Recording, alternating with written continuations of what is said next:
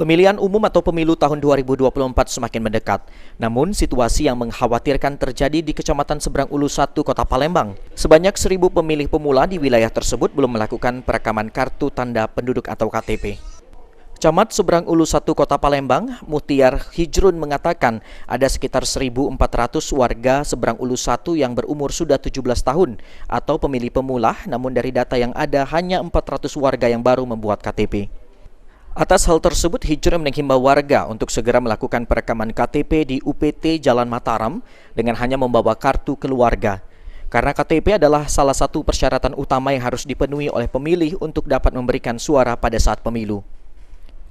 Dari pantauan kami di lapangan, memang sebagian besar pemilih pemula ini masih belum melakukan perekaman. Tetapi sudah ada yang melakukan perekaman melalui sekolah. Oke, baik. Dari jumlah yang belum membuat perekaman kira-kira berapa, Pak, di SU1? Kalau untuk usia di kecamatan kita ini kan usia 15 sampai 19 tahun itu kan sekitar 7.068. Jadi kalau usia ke 17 tahun itu kurang lebih 1.400-an itu yang harus melakukan perekaman. Mungkin baru 400 yang melakukan perekaman melalui pihak sekolah. Kira-kira ada 1.000-an lagi, Pak? Masih 1.000 lagi yang belum melakukan perekaman. Oke, baik. Mungkin ada himbauan kita, Pak, terkait perekaman KTP bagi pemilih pemula ini, Pak?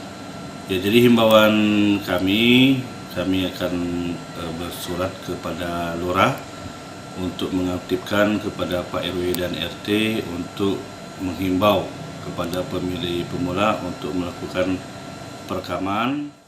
Dalam meningkatkan perekaman KTP di kalangan pemilih pemula di Kecamatan Seberang Ulu 1, Kota Palembang, hal ini akan memastikan bahwa pemilu 2024 berlangsung secara adil, transparan, dan juga mewakili seluruh rakyat Indonesia.